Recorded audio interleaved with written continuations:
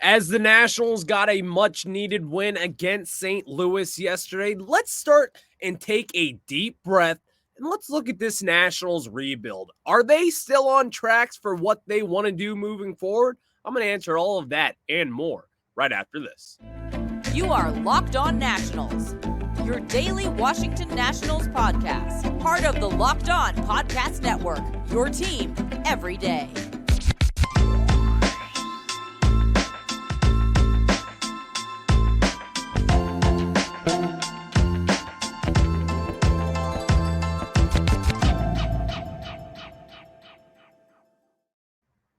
And today's episode is brought to you by eBay Motors. A championship team is about each player being a perfect fit. Same with your vehicle. So for parts that fit, head to eBay Motors and look for the green check. Stay in the game with eBay Guaranteed Fit. ebaymotors.com. Let's ride. eBay Guaranteed Fit only available to U.S. customers. Eligible items only. Exclusions do apply. And thank you guys for making Locked On Nationals your first listen every day, as we are free and available wherever you get your podcast. I'm your host, Ryan Clary, and all the everydayers out there, you know where to find me over on Twitter at Ryan Clary11, which if you are watching on YouTube, you'll see that Twitter bio right there in the bottom left corner. So let's talk about this Nationals rebuild today. We're going to start off with that, but later on in the show, I'm going to tell you why CJ Abrams and Keibert Ruiz, they are massive deals in this Nationals rebuild. I'm going to explain a little bit more and really get you a gut feel check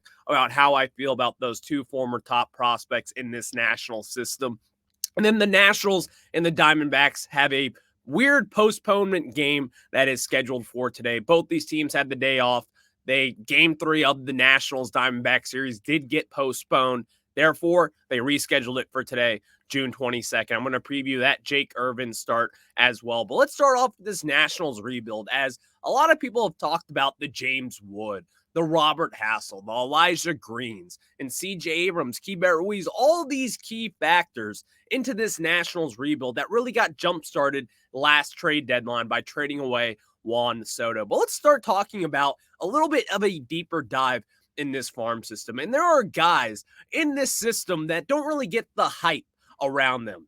Speaking of hype, we talk about James Wood, Robert Hassel, Elijah Green. Those are guys with hype.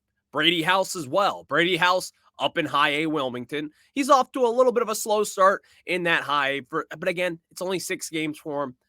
It's going to take some time for the 19-year-old to find his rhythm and really get up to speed. Or he's 20 years old rather now, but you get the point.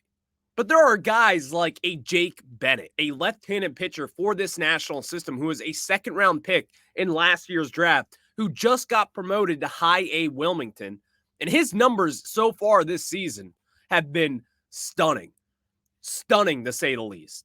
Through 2 starts in his first high A appearances, he has 9 innings, 6 hits. He's only walked 3 batters, and he struck out 10 in those 9 innings. Before that, his 9 starts with Fredericksburg were simply dominant. 42 innings pitched, 54 strikeouts, and only 8 walks, and only 34 hits in those 42 innings. This guy is going to be a legit prospect for your Washington Nationals. And we talk about this because he is a second-round pick. This guy is not your premier top prospect in the organization, but he has proven to me that so far in his limited time down in the minor leagues, this is someone who is going to rise through these rankings as we continue to add on prospects. When you talk about adding someone like a Paul Skeens in this system and what that's going to do for our rotation down the line, let's talk about Jake Bennett and what this guy can do, because he's a left-handed pitcher. He's 6'6", 234 pounds. He is a monster out there. And as we know, Mike Rizzo loves to have those big, tall, hefty pitchers, and that is what Jake Bennett is. Now, while his fastball isn't completely overwhelming, what he's really known for is his filthy changeup, as that is a 60 grade right now over on MLB Pipeline. But even then, let's take a step off from the mound and take a little dip into the outfield and the green grass that we have up in the minor league system. That green grass is led by not James Wood, because we could do this all day and talk about James Wood, but it's Jeremy De La Rosa. Jeremy De La Rosa, so far in this 2023 season, he got off to a pretty slow start with the Wilmington Blue Rocks. But again, a 21-year-old, someone who doesn't really have a huge tool arsenal and doesn't really have the power of guys like a Juan Soto back in the day. But even then, looking at his numbers and what he has done over the last 2 years, last year in Fredericksburg and then as well when he got called up to Wilmington, this guy had a 794 OPS and his slugging was up to a 436. So far, he had a really slow start with the Wilmington Blue Rocks, but as of late, he's really caught fire. He's up to a 760 OPS through 54 games. He's got 196 at-bats under his belt, and this guy has proven to be a legit prospect in my mind. And as of right now, where it stands, this guy is our number 8 prospect in the system. Now, is he going to rise? Who knows at this point? But I'm willing to bet that with this early return on Jeremy De La Rosa, someone who was added to the Nationals 40-man roster to protect him from the Rule 5 MLB draft, because this guy has had some time in the minor leagues. He started out with the Nationals in rookie ball back in 2019. Then in 2020, we know what happened. The pandemic-led season, it was bad. In 2021, he struggled mightily up in Fredericksburg. But again, when you have that minor league year taken away from guys like De La Rosa, who are a work-in-progress type of prospect, that's going to happen. And as we saw with a lot of different guys, some guys veered off and really took off, like an Amos Willingham, someone we talked to just 2 weeks ago at this point. Jeremy De La Rosa struggled after that pandemic, but since then, he has made adjustments, and those adjustments have come with the Nationals adding some analytical value to this organization. You've seen guys like Brady House, who kind of was off to not a slow start last year by any means, but for the expectations that he had, being a top 12 pick, a lot of people thought that he was going to be a 900-plus OPS guy right away. As we know now, he had that back injury that really slowed him down. But this season, he's probably been the Nationals' best overall prospect in this system outside of Jake Bennett. But Jeremy De La Rosa is someone that you just can't look past. This guy and what he has done has been a real treat to watch, if we're just being honest. And now it's starting to, you have to consider the fact, like, do we have to count this guy in as one of our legit outfield prospects? Because while the numbers aren't overwhelming, but the average, the hitting on base, hitting for power, all these things are in consideration when this guy, all he's done down in the minor leagues is hit for extra base hits. He's added some power as well. Now, only this year, he's got 3 home runs compared to his 11 last year in Fredericksburg and as well as a limited stint in Wilmington.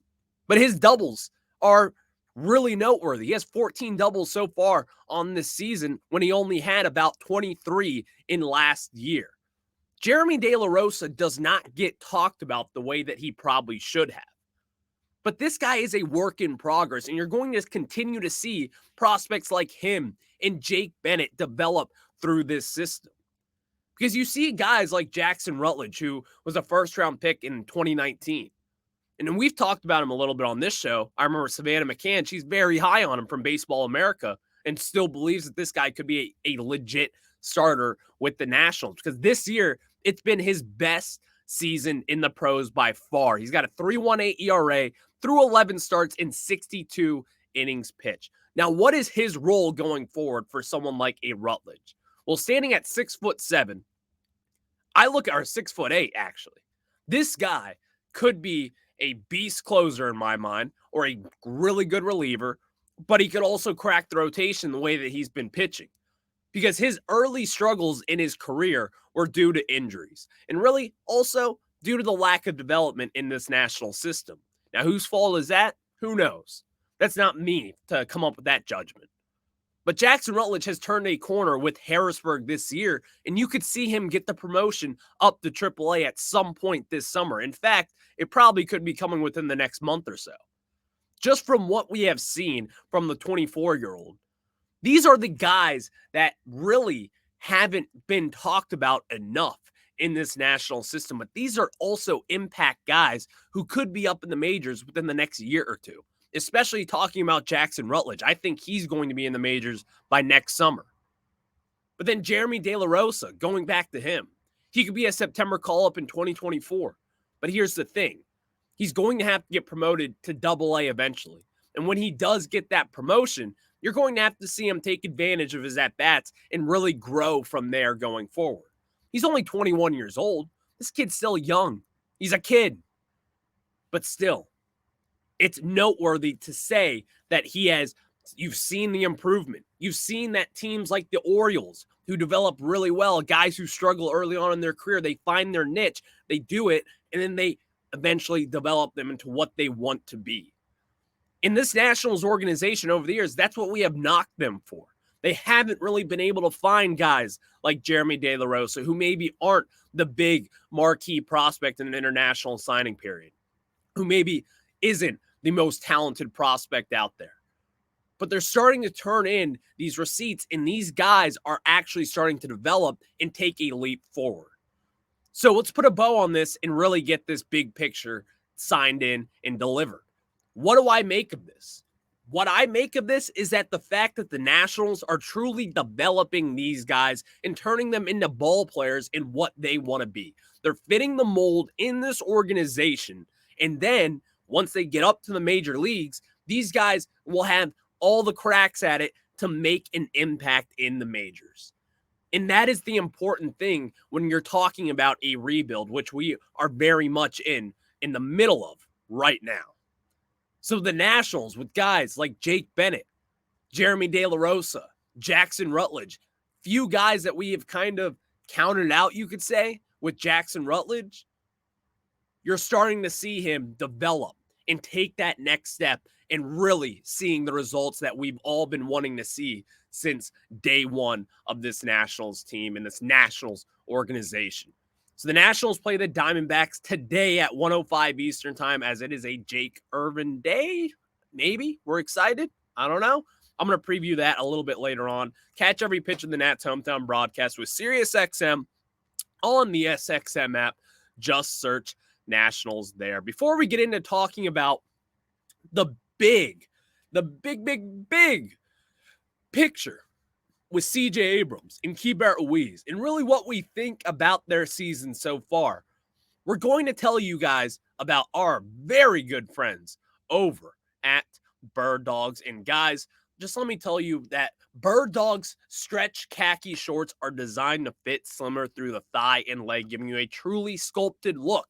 And trust me, because I got tree trunks for legs. This is what I love about my Birddogs, is that they fix this issue by inventing cloud knit fabric that looks just like khakis but stretches so you get a way slimmer fit without having to sacrifice movement. And that is what makes the biggest difference with Birddogs, because when I wear them, I feel like my legs look fire.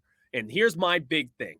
Go to birddogs.com/lockedonmlb for a free Yeti-style tumbler with your order. That's birddogs.com/lockedonmlb for a free Yeti-style tumbler. You won't want to take your Birddogs off. I can promise you that. And now let's get into talking about CJ Abrams and Keibert Ruiz, as I have made this case for a while now. If I was Mike Rizzo back in this offseason, I would have extended CJ Abrams and caught that ball while it was a little bit lower. Why do I say that? It's because of days like yesterday where CJ Abrams takes a home run to the opposite field. And while CJ Abrams, I've covered it plenty of times, he hasn't had the best of years. Let's be honest. He hasn't. But here's the good thing. This guy is 22 years old. And when you're looking at a 22-year-old prospect who is playing shortstop for a major market in Major League Baseball, you have to consider some things here. And as to why he may not be the hitter that he will be down the road. Now, you ask yourself this same question probably. You've probably asked yourself this a million times. Am I sure about CJ Abrams? Are we sure about this guy, the former top 10 pick, the former top 10 prospect in baseball? My answer, yes, I'm still sure about him. Now, while I will say I've acknowledged the fact that CJ Abrams hasn't been his best self, but you see the glimpses of what he can be. And the glimpses are what we saw yesterday, is that the fact that this guy, he does have power and he does have sneaky pop, in his bat. We've seen him at times this year really go on those hot streaks, hitting big-time home runs, big-time grand slams even for this team, as he did in yesterday's ball game to make it a very, very big win for the Washington Nationals to avoid that sweep. But Keibert Ruiz, on the other hand as well, you've seen this guy for a little bit longer. It's been about 2 years and a month, you could say, in the major leagues. 2 full seasons. Last year got cut a little bit short from an injury to his groin area, we'll just say. And then he only had about a month when he got called up to the majors back in 2021 as well. But Keibert Ruiz is on the same front as CJ Abrams, in my opinion. While CJ is a little bit younger than Ruiz, Ruiz also plays a pretty valuable defensive catcher back there. And while his numbers don't really match that, you do see the production behind the plate. You do see the repertoire of what he has and what he can be behind the dish. And I still like to see Keibert Ruiz. Well, let's talk about CJ Abrams real quick here. Because I believe that when you look at CJ Abrams and you're talking about the good and the bad, there's plenty of good, but there's also some bad. The good, for instance, he's in the 83rd percentile for max exit velocity this year, meaning this kid's got the power. As we saw with Trey Turner early on in his career, he had a better hit tool than CJ Abrams, no doubt about it at this point. But CJ is in a much more different situation. Trey Turner was drafted out of college. He had that development factor with NC State. CJ Abrams is developing on the fly out of high school. Again, a 22-year-old who turns 23 later on this season. You should not be rushing the production from this kid. And I'm willing to bet, as of right now, post All-Star break, you will see a much better version of CJ Abrams. And I say that because his strikeout rate for a 22-year-old who, again, is in his first full season in the major leagues is really impressive in my mind. A 47th percentile amongst Major League Baseball for a 22-year-old shortstop who is a left-handed hitter and who faces a lot of lefties as well. This guy has done well, and he has done so in a much more better manner than I thought it would be. While he didn't really strike out down in the minor leagues, and this was one of his strong suits in baseball, going up into the major leagues and facing major league level type of pitching is a much different story. Going up against Max Scherzer or a Justin Verlander is a little bit different than going up against name that Jag down in the minor leagues. CJ has been just fine. Just fine. While he's had some defensive mishaps, while he may not be walking at the rate that we would like him to see, because he's at the 2 percentile as far as a walk rate goes. While his barrel percentage maybe isn't where you want it to be. Maybe his average exit velo isn't where you want it to be. You still can see the power that he has. You can still see beyond that because his sprint speed, 82nd percentile. His chase rate, 7th percentile. Not great there. But you can see past that as of yesterday, hitting that opposite field home run. This kid has the power. He's got what it takes to take the next step.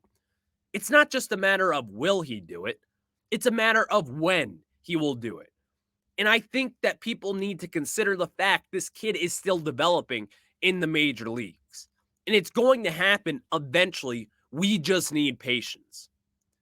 But on the other hand, Keibert Ruiz as well, who we've talked about a ton on this show. A lot of people have had a lot of things to say about Keibert Ruiz. There is no doubt in my mind that Keibert Ruiz has been the most unlucky hitter in all of baseball. And I say that because here are where his numbers are at. His hard hit percentage is in the 36th percentile. Not amazing, not bad, whatever. Max exit velo, 50 percentile. Average exit velocity, 42 percentile. Here's where it gets a little tricky. His expected batting average is in the 90th percentile. His expected slugging is in the 85th percentile. His strikeout rate is in the 100th percentile. His whiff percentage is in the 98th percentile. Now, while his numbers may not be amazing, while his numbers may not be, oh my God, this guy is an all-star player, the expected numbers of a batting average and slugging percentage and on-base percentage as well, which is in the 82nd percentile for expected on base. Keibert Ruiz has that power. He's got that on-base ability. And most importantly is that this guy does not strike out. And there's not a single player in baseball who has a better strikeout rate than Keibert Ruiz. Keibert is just fine. In fact, he is very good in my opinion. And as we've kind of talked about with Keibert Ruiz, his bat was the known commodity over his defense. But while his defense was definitely touted as a relatively solid defensive catcher, that's kind of been the part where he's been lacking at, as his pop time to second base is only in the 4th percentile amongst catchers. His framing is in the 13th percentile. Those are the questions that you should be asking about Keibert Ruiz, not the production that he has at the plate, because those expected numbers really kind of give you a vision of what this season has been like. And Keibert Ruiz has been the most unluckiest hitter in all of baseball up to this point in 2023. The numbers that sit here today will be a lot better going forward. A lot better. I think his hard hit percentage will be up in the 50th percentile. I think his max exit velo will be above 50. And I think his average exit velo will probably be around 50 as well. But even then, all these things and all these percentiles are just numbers to you, which I may get, or which you may get rather. But not to me. These things tell a whole different story, meaning that Keibert Ruiz, while the numbers may not be matching his production in these percentile rankings, these rankings show me that this guy is going to improve. And in fact, he has improved already. Baseball is a weird sport. People get unlucky with these things all the damn time. And it's still going to happen moving forward. Keibert Ruiz has just fallen victim to being a very good baseball player with very good outcomes who have just been hit right at fielders. Think about it. Watch it. When you're talking about Keibert Ruiz, think about all the times he's lined out to your right fielder or your center fielder or left field, whatever it may be.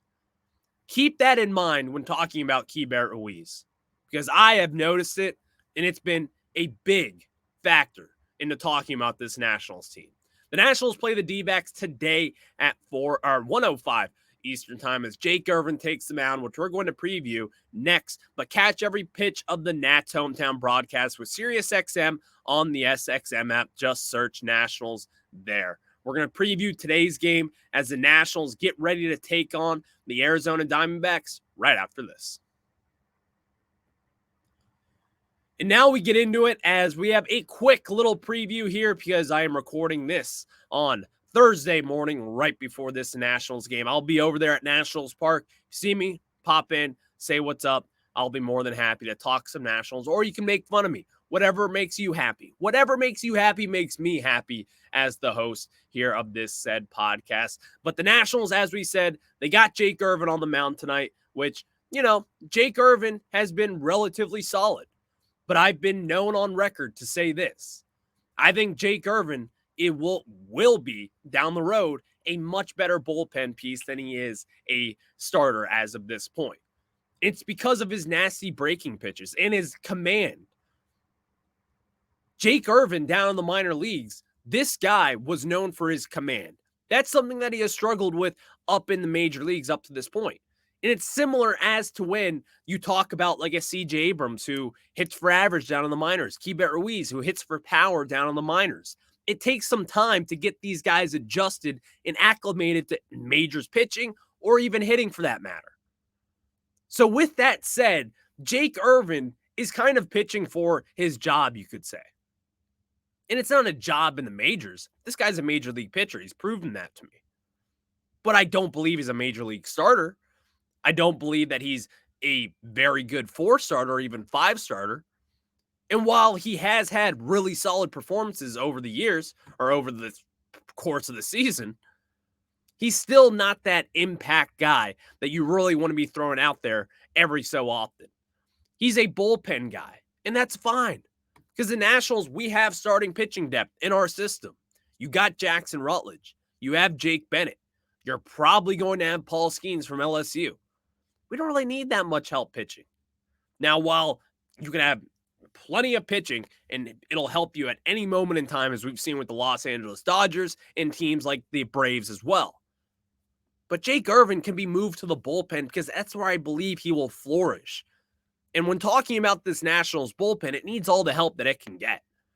Because you have guys down in the minors like an Amos Willingham, who's been balling so far with the Rochester Red Wings. And again, you can catch that conversation that I just had with him about 2 weeks ago. Then on the flip side, you have guys in the majors right now who I do believe will help you in the future. Hunter Harvey, Kyle Finnegan, all those different guys. Thaddeus Ward, I still believe in him. All those different guys will help you down the line. And I think Jake Irvin, one of these few days, he's going to be pitching for his job, and he's got to show Davey Martinez, Mike Rizzo, and co. that he belongs as a starter moving forward. But the Nats play the Diamondbacks today at 1:05 Eastern time. Jake Irvin, will you dominate today? If you dominate today, I'm throwing a party on this show tomorrow. So catch every pitch in the Nats hometown broadcast with SiriusXM on the SXM app. Just search Nationals there. I'll catch you guys on the flip side. Go Nationals. Short show tomorrow? No. Party on the show tomorrow if Jake Irvin wins.